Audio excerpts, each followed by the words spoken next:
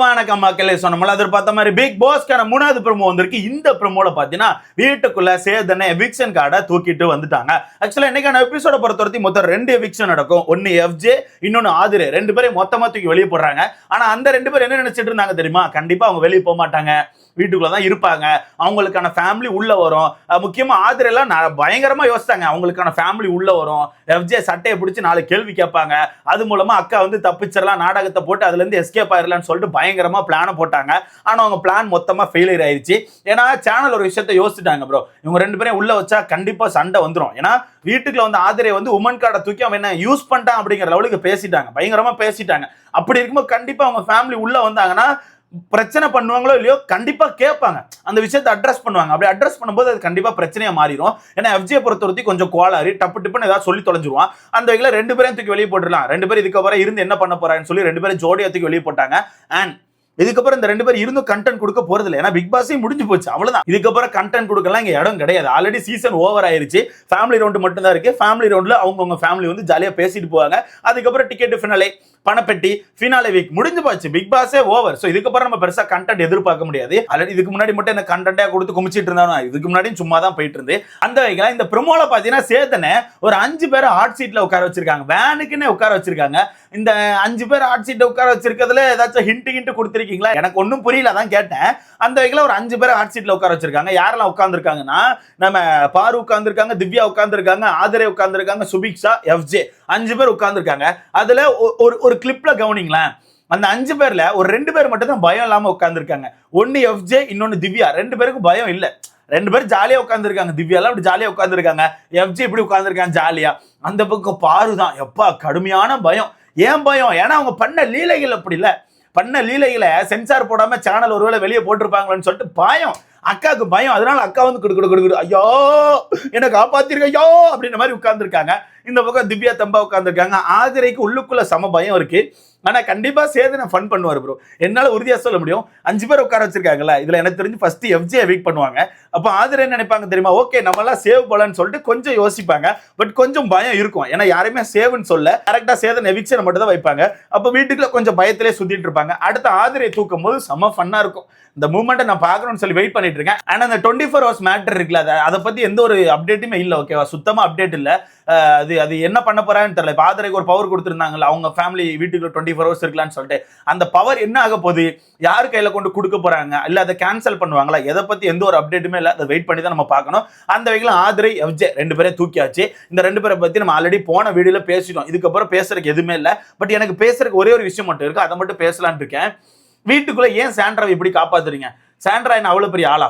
இல்ல நான் தெரியாம கேட்கிறேன், சாண்ட்ரா என்ன அவ்வளவு பெரிய ஆளா? இப்ப சாண்ட்ராவை எதுக்கு நீங்க இவ்வளவு ஒயிட் வாஷ் பண்றீங்க? அவங்க வீட்டுக்குள்ள பண்ணது எல்லாமே ஒரு எச்ச வேலை. வீட்டுக்குள்ள எல்லார் மேலேயுமே ஃபேக்கா ஒரு அக்யூசேஷனை தூக்கி வச்சு கேவலமா ஒரு கேம் ஆடிட்டு இருக்காங்க. நேத்து கூட ஒரு விஷயம் உடஞ்சிருக்கும், கண்டிப்பா பார்த்துருப்பீங்க. திவ்யா வந்து அந்த தலைவலி மாத்திரை போடாதது வேனுக்குன்னே தான் போடல, அவளுக்கு உண்மையா தலைவலிலாம் இல்ல, அவன் நடிக்க தான் செஞ்சான்னு சொல்லிட்டு நம்ம சாண்ட்ரா வந்து விக்ரம்கிட்ட சொன்ன விஷயம் நேத்து உடஞ்சிச்சு. அதுல பாத்தீங்கன்னா சாண்ட்ரா எக்ஸ்போஸ் ஆயிட்டாங்க.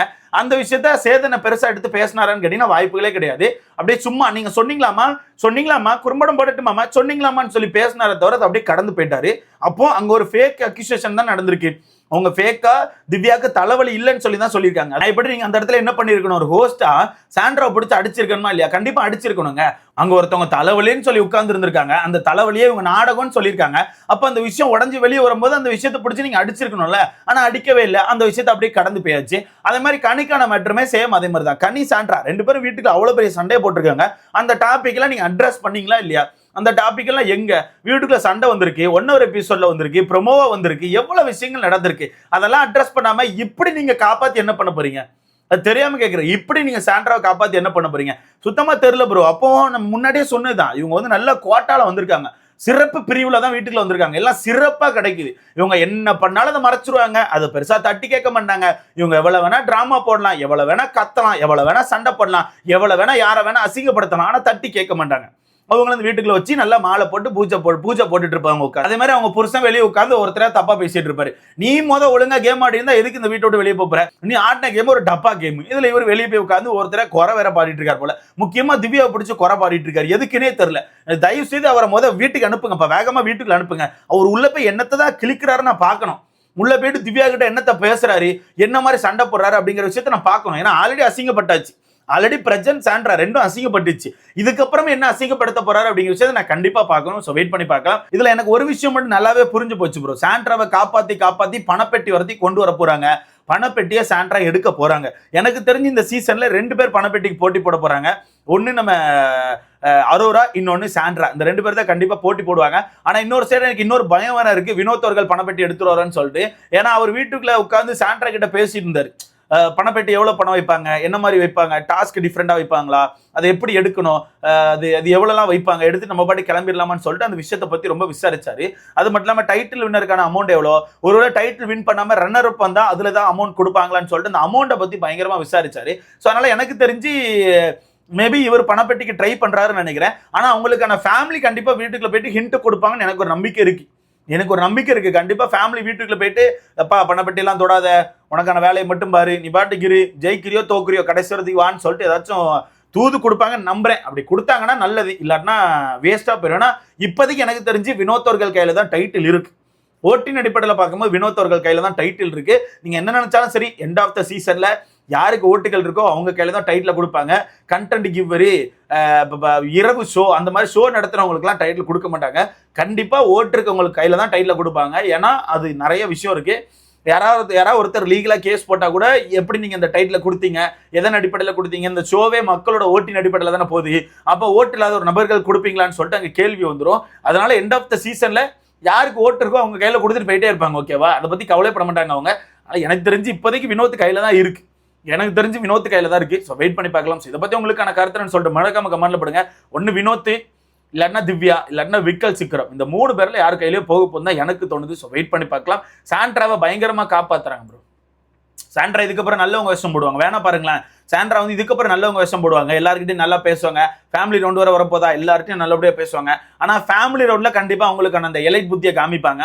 பிரஜன் வந்த உடனே பிரஜன்ட்ட போயிட்டு அவங்க எல்லாரும் அட்டாக் பண்ணாங்க, எல்லாரும் சேர்ந்து என்ன கடிச்சாங்க, எனக்கு அவ்வளவு வருத்தமா இருந்தோ அழுவாங்க.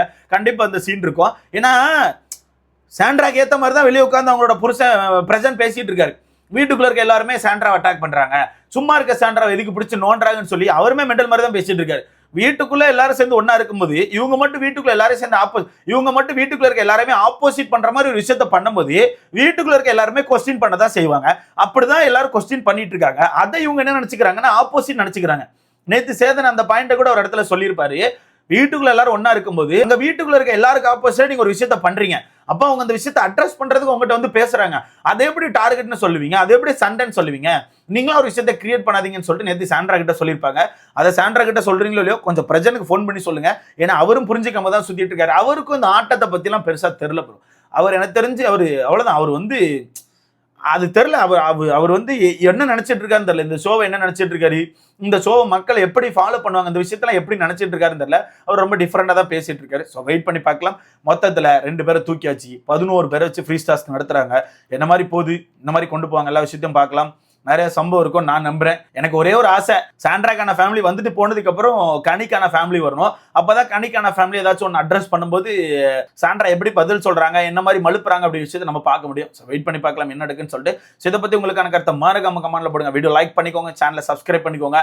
அடுத்த வேலை பார்க்கலாம்.